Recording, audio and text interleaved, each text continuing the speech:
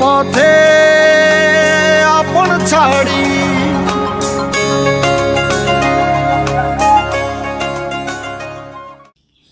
আসসালামু আলাইকুম। থাম্বনেল দেখে হয়তো বুঝতে পেরেছেন এই ভিডিওটার মূল বিষয়টা কি। তো এই ভিডিওতে লিথুনিয়া থেকে বাংলাদেশ যাওয়ার জার্নিটা শেয়ার করার চেষ্টা করব ইনশাআল্লাহ। প্রথমত আমি বোর্ডিং পাস নিয়ে আমি ইমিগ্রেশন কমপ্লিট করে বিমানের জন্য অপেক্ষা করছি। তবে এই বোর্ডিং পাস আপনি অনলাইনেও নিতে পারেন এবং ফিজিক্যালি এয়ারপোর্ট থেকেও নিতে পারেন।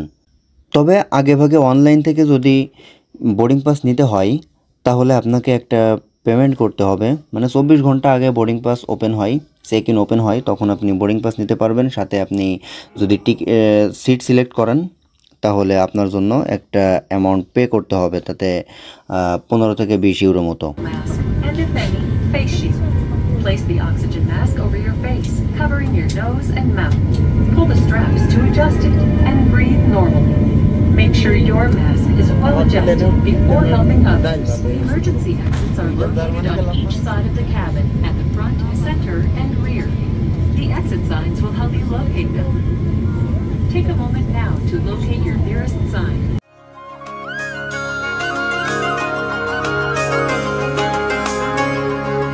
স্বপ্ন টানে দিলাম পাড়ি, অচিন পথে আপন ছাড়ি। পেছন ফেলে উঠান বাড়ি, প্রিয় মুখার স্মৃতির সারি। টেক অফের কিছুক্ষণ পর এয়ারলাইন্সের কেবিন ক্রু মেম্বার আমাদের খাবার দিয়ে যায়, যেটা অনেক সুস্বাদু ছিল।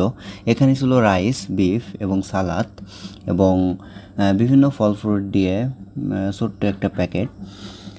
তারপর ছিল কেক, পানি এবং পরবর্তীতে আপনি চা, কফি, শরবত, আমের জুস এগুলো নিতে পারবেন। যাবে বাড়ি আমার, এই তো সময় ফিরে আসা। আমার ইস্তানবুল এয়ারপোর্টে একটি ট্রানজিট থাকায় আমার লাগেজ ট্রান্সফারিং চলছে। তো এখানে আমার ট্রানজিট টাইম অলমোস্ট 3 ঘন্টা মতো ছিল, 3 ঘন্টা 20 মিনিট মতো। এবং এখানে যে এয়ারপোর্টটি দেখতে পাচ্ছেন এটা হচ্ছে ইস্তানবুল এয়ারপোর্ট। দেখতে খুবই মনোমুগ্ধকর। এখান থেকে আপনি অনেক কিছু কিনতে পারবেন ডিউটি ফ্রি শপ থেকে, এবং বিভিন্ন রেস্টুরেন্ট আছে।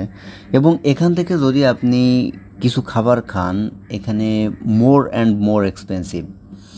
হ্যাঁ, এই হচ্ছে বিষয়। আমি অন্য এয়ারপোর্ট থেকেও এই ইস্তানবুল এয়ারপোর্টে আমার কাছে অনেক এক্সপেন্সিভ মনে হয়েছে।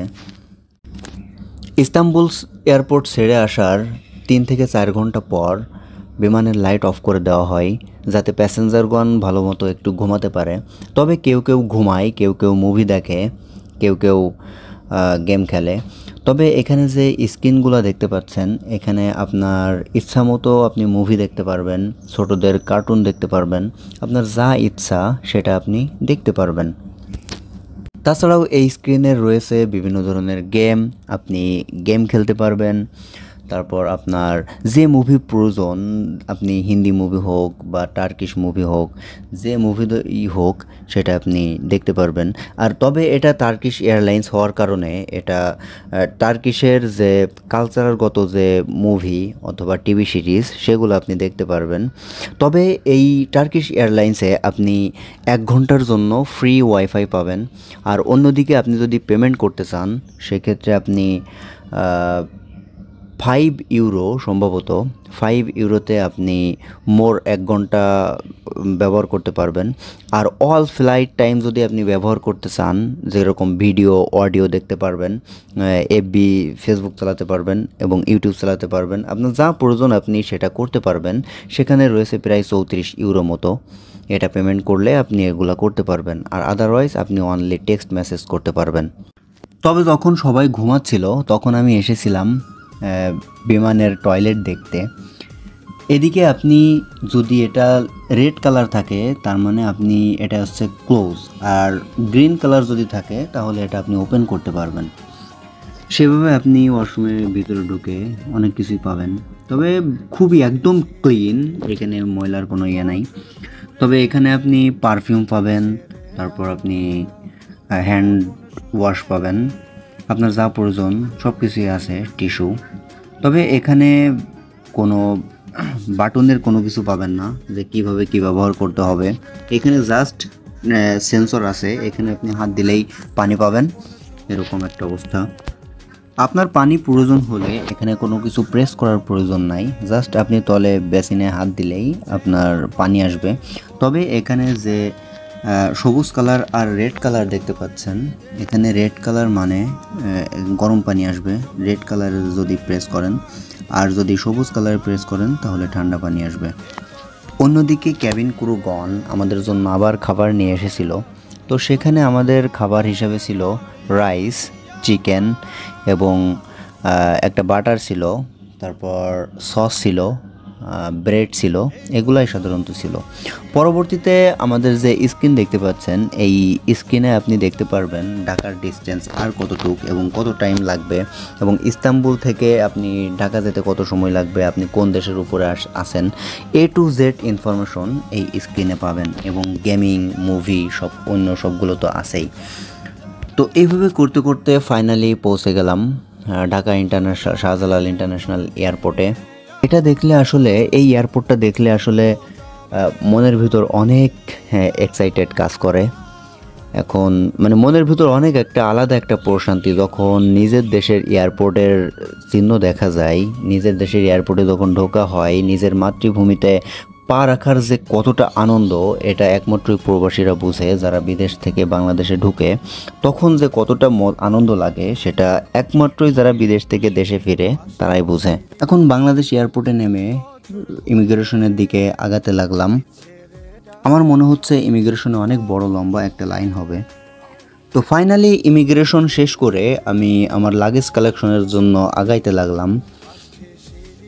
তবে আমি মনে মনে অনেক টেনশন ফিল করছি, সেটা হচ্ছে আমার লাগেজ নিয়ে, লাগেজ ওরা ভেঙে ফেলে কি না। আসলে লাগেজ ভাঙার বিষয়টা, এটা আসলে এদের দোষ না, আমি যেটা মনে করি। অনেক সময় দেখা যাচ্ছে জিনিসটা আস্তে রাখলেও একটু অন্যভাবে পড়লে এটা ভেঙে যেতেই পারে। এটা আসলে অনেক সময় তাদেরও করার কিছু থাকে না, আমার যেটা মনে হয়। কারণ আমি অনেক এয়ারপোর্টে দেখেছি ওরা একদমই মানে আস্তে আস্তে রাখলেও একটু অন্যভাবে রাখার কারণে এটা ভেঙে যেতেই পারে। তবে কিছু কিছু জায়গায় অনেক ভিডিওতে দেখেছি জোরে জোরে ফেলে দেয়, এটা আসলে খারাপ। তবে আবার অনেকের দেখেছি বাংলাদেশ এয়ারপোর্টেই খুব স্মুথলি জিনিসটা রেখে দেয়, খুব ভালোভাবেই রাখে, এরকম নিজের চোখে দেখা অনেক আছে। তো তাদের আসলে দোষ না, এত আস্তে রাখার পরেও যদি লাগেজটা ভেঙে যায়, আমার মনে হয় সে দোষটা তাদের না। তো ফাইনালি আমার লাগেজটা একদমই অক্ষত অবস্থায় পেয়েছি আমি, কোনো ধরনের কোনো সমস্যা পাই নাই, একদম যেরকম লাগেজটা দিয়েছিলাম তেমনটাই আমি পেয়েছি।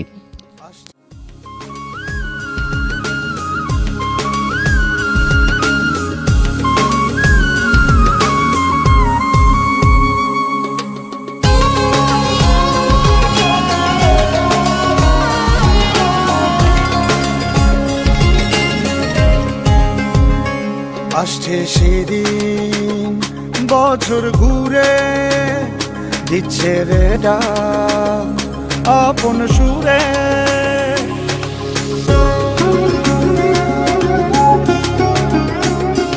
আসছে সেদিন বছর ঘুরে দিচ্ছে রে ডাক আপন সুরে। যাচ্ছি আমার স্বপ্ন পুরে চেনা পথের বহু দূরে, এই তো সময়